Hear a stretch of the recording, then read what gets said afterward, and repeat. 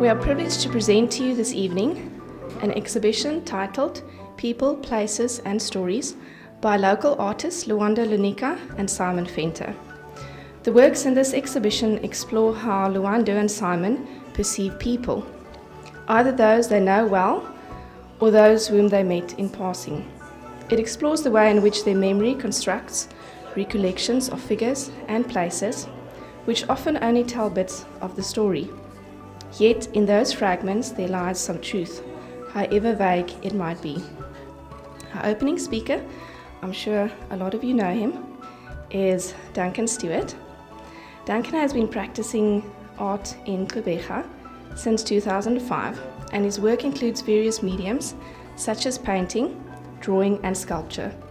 He is inspired by observing life and culture around him and reflecting on those complexities of life, responding to beauty and injustice as equal muses, and telling visual stories that affirm or challenge preconceived paradigms and beliefs. Artists are brave. And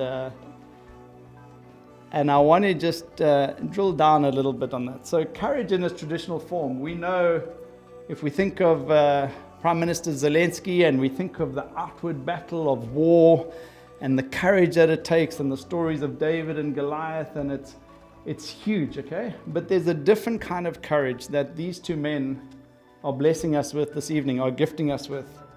It's a bravery from the inside. It's a bravery of personal vulnerability. I want to call it psychological courage.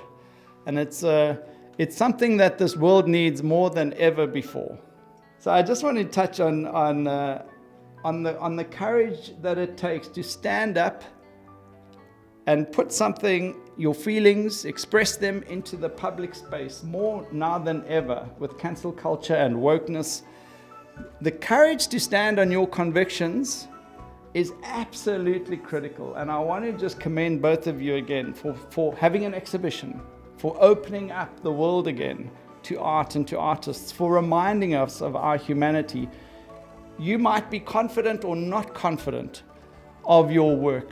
It looks like you are, but I know for myself, I'm always insecure. Even when I get the most encouraging feedback, there's always something in an artist like, oh, maybe I could have done better. What are they going to think? So it's never that we get the top of that thing, but I think modeling courage, continually generously giving of yourself in the work that you've done is a gift to us and reminds us and gives others space to be courageous in their own choices.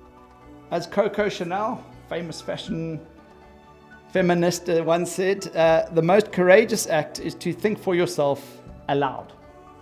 And that, in essence, is what our art does. We think for ourselves. And I always tell my students, or opportunities I have to speak about creativity, is that it's impossible to be truly creative, because as artists and as people, we copy a lot. In your development, you're always copying. What do I still copy? A lot of artists whose work I admire, from Rembrandt to Picasso to the Impressionists. I love copying their work.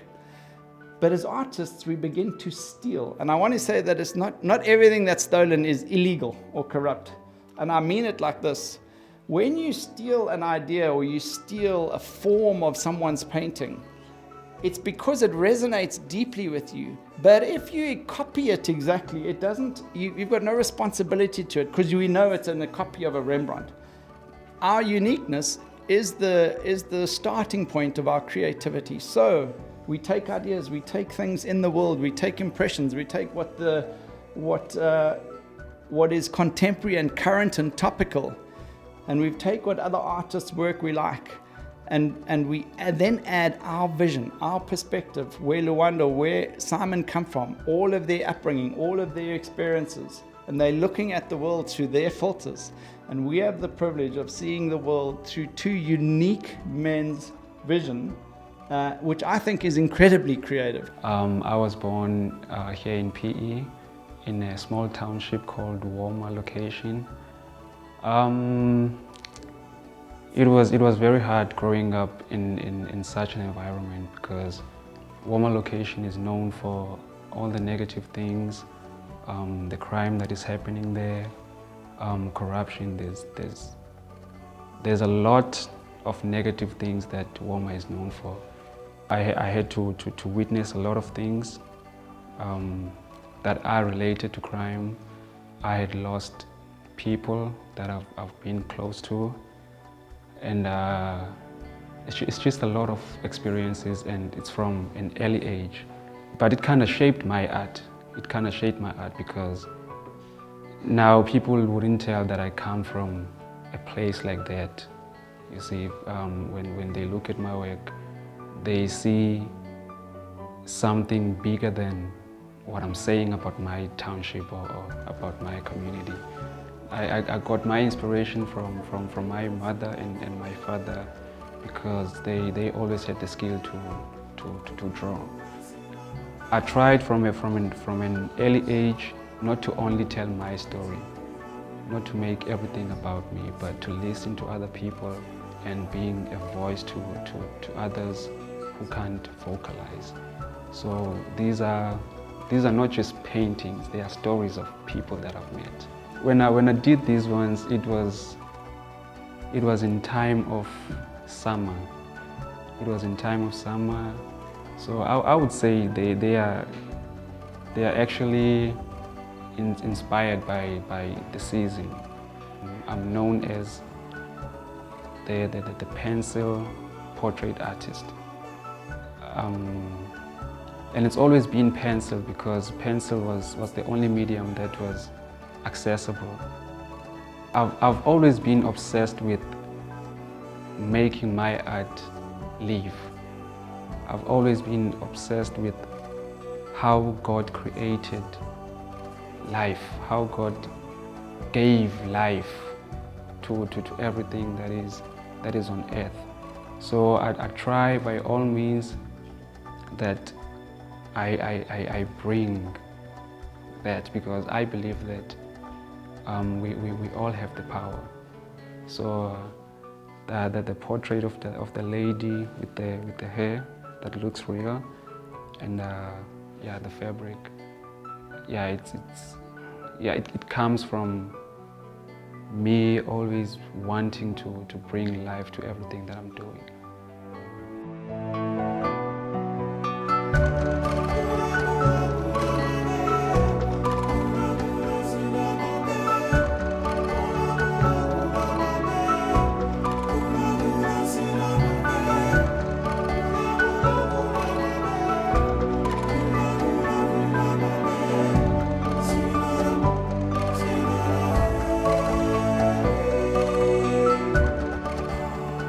The reason I paint portraits mostly and figure paintings, but primarily portraits, is because I think people oftentimes have interesting stories, and you don't necessarily, when you paint someone, paint their specific story, but in some way knowing something about them influences how you paint it and also like your perception of them. So when it comes to what background you put in, how I deal with the lighting or the brush strokes or the textures. This one, for example, the girl in it's, her name's Lwando. She like hung out a few times, and then one evening because she knew that I was drawing and doing paintings and such, I said, well, if I took a picture, would I draw something for her? And I took a few photos and I've used them several times.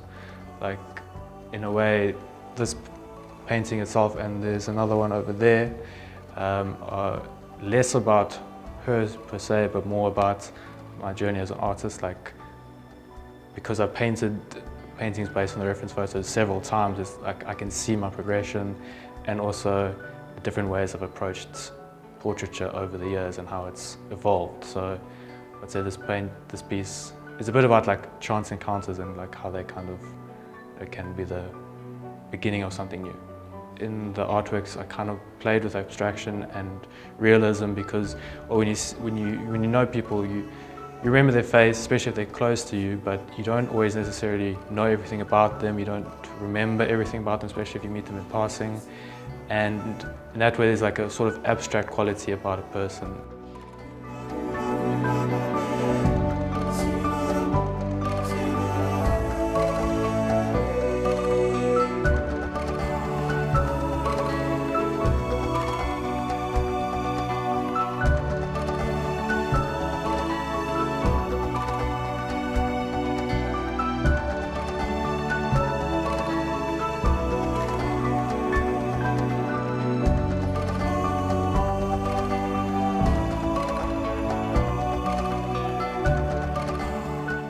think you're on the right track, both of you, for incredible careers. So I want to wish you all the best. I want to say persevere, grit in there, surround yourself with amazing men and women who can encourage you, because we are a community. You bring us hope, you bring us courage, encourage us.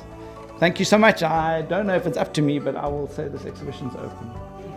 Okay, it's open.